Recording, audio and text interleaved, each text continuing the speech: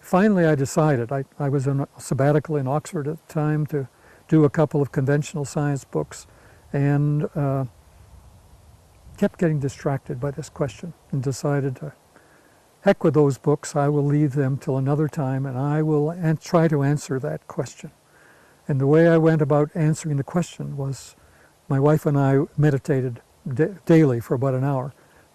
We had that practice, and we did that in England.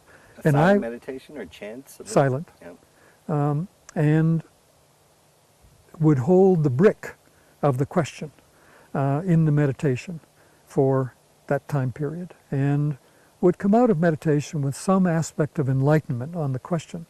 We'd talk about it a little bit, because her perceptions were different than mine, and she's not a scientist.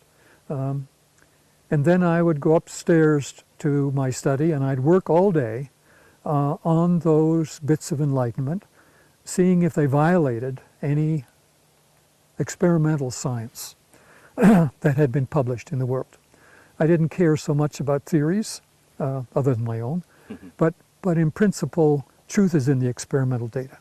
It's the interpretation where you can go wrong. And by the end of the day, I'd have a bunch of other questions.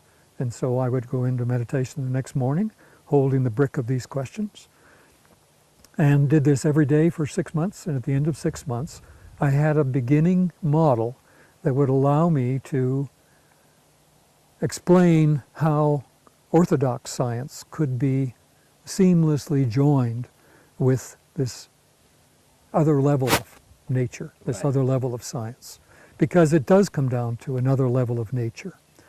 And it's one unrecognized by orthodox science.